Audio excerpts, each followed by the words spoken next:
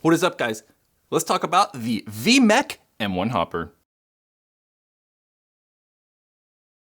The V-Mech M1 hopper, a mechanical wind-up force-fed hopper. It's made by a company called V-Mech that's actually owned by Air Challenger, and Air Challenger are a OEM manufacturer. That means that they have, for a long time, actually made parts and like guns and barrels and whatever it is for other paintball manufacturers. They're who you would contact if you were starting a paintball company. You wouldn't go out and like build a factory. You would contact another company to have your stuff manufactured, and that's what Air Challenger do.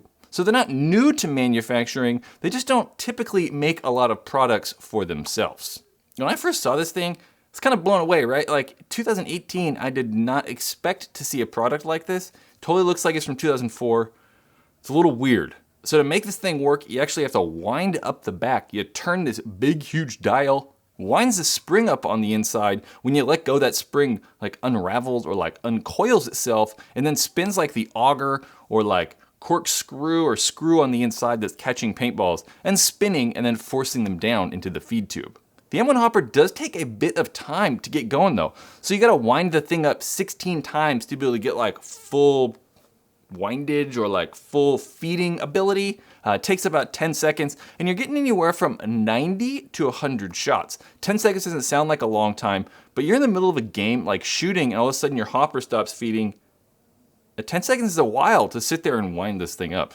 So like I said, I thought this thing was a little weird. Knowing Air Challenger and being familiar with some of the products they actually manufacture, I didn't really expect much. I know Air Challenger do make some very inexpensive, cheap products, so I was kind of expecting the same thing from the M1. And the hopper's actually not made that poorly. It's actually not bad. Feels like it's put together well and does feel somewhat durable. The plastics really remind me of the Valken V-Max. Although the V-Max is going to be a little bit more flexible. Like if you take the top shell off the V-Max, you can actually give it a little squeeze in your hand fairly easy. You can't really do this with the M1. So it's going to be a little bit more like solid, but maybe not going to be more durable because of that like thicker plastic they're using. I think they could have gone a little bit like lighter weight on the material and it probably wouldn't have made a difference. But overall, I think it feels pretty good. It comes apart fairly simple, so you can take off the top shell by removing these 2 screws. Top shell comes off really easy, you just loosen them. Top shell comes right off, it's pretty simple. And then there are 2 screws on the bottom of the loader to actually remove the whole like gear feeding loader mechanism part, and that comes out really easy as well. So overall, hopper comes out, or sorry, I should come apart pretty quick and easy. So cleaning it and just disassemble maintenance stuff is pretty simple. One thing that does concern me though are the plastic gears on the inside. I mean, they kind of have to use gears and they sort of have to be plastic, so you can't like fault them for it. I just don't like that. Like if I was designing a hopper, I don't know, I'd probably try to like eliminate the gears. Because when we've seen them in hoppers before, you get paint in there and that paint kind of starts to break down the plastic. Those gears can lose teeth and they kind of just fall apart. That's not gonna happen right away. I mean, it's gonna take, a number of years or paint sitting in there for a very long time to make that happen, but it's still a problem. So overall, the hopper performed well when I used it. I shot about 1,000 paintballs through it, really had no problems. Kept up, shot about 10 to 12 balls a second, really had no issues. It's just very weird. Like when the thing runs out of wind and you're through that 100 paintballs it can feed, to like rewind it up, it's just super awkward when it's on a gun. You gotta do it one-handed and it's just a very weird experience. So like the thing fed well, but it is the loudest paintball product I think I've ever heard. So we have 2 hoppers. We have the M1 right there, the thing we're talking about, HK Army TFX. So in post stuff, right, like I'm gonna have to change the sound around a little bit. So I'm gonna make this hopper as loud as my voice right now, and then this hopper just whatever it comes out at. So even though technically the sound volume or levels are not gonna be like true, it will definitely be a real comparison between this and this. So whatever you hear, if this is like 3 times as loud to you, it's really 3 times as loud. Okay, so we're gonna let this go, see how loud it is, the M1. We're just gonna stop it. TFX. Yeah. So yeah, that's louder. So it's like super, super loud. Like I say loudest paintball product I've ever heard. Yeah, paintball guns are louder. Like a Tipman 98 or like a Spyder Extra or something like that, it's gonna be louder. But like the pitch this thing like winds away at, it's just awful and like deafening. The thing is so loud that like you're not gonna be able to talk to your teammates, you're not gonna be able to hear your teammates, and then the thing is just gonna give your position away to your opponents. It's so loud, it's hard to explain. You kind of have to hear the thing in person. I think the comparison to that TFX might have done some justice to it, but it's just loud.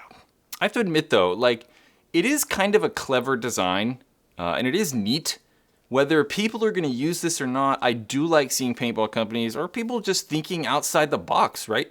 Bringing new products to us, stuff that people haven't thought of, because that's where innovation comes from. We need people to like shoot for the moon and like make crazy things, because that's where we get all these cool products from. If no one ever like took jumps and like, you know, tried to accelerate innovation or whatever like that, we would never have anything cool. I like how they shot for the moon on this one, but I don't get it. I really don't understand. Like, who's gonna buy this thing? I mean, if you want a hopper that's gonna feed 10 to 12 balls a second, that's force fed, why would you want one that only feeds 100 paintballs at a time?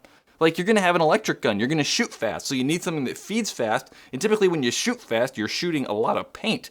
So you don't wanna shoot 100 shots and then be like, just wind it up for 10 seconds. That's just ridiculous. Like, buy an electric hopper. I'd much rather have like a JT Revolution, a Halo 2, a Level, a Z2, a Pinocchio Speed. I mean, there are plenty of hoppers in this price range that I would rather have. And that's another thing, right?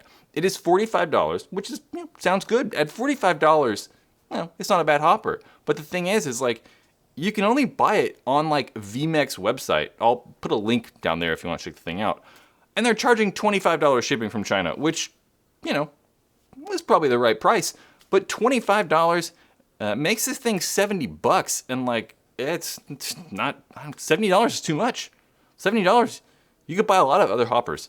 Like all those previous ones that I recommended, just buy them. I don't get it. If you think this thing makes sense to you, just leave a comment below and we'll all try to persuade you that it's ridiculous. So when I set out to do this video, they contacted me and were like, hey, you want a hopper to review? I was like, yeah, maybe. I mean, I'm not gonna necessarily say anything good. I don't know if I'm gonna do it. But after it shipped, I was kind of like, cool, I'm gonna destroy this thing. I was gonna make it like the worst product ever, but it's really not that bad. It's built pretty well, it's innovative, and it does work. It just doesn't make any sense.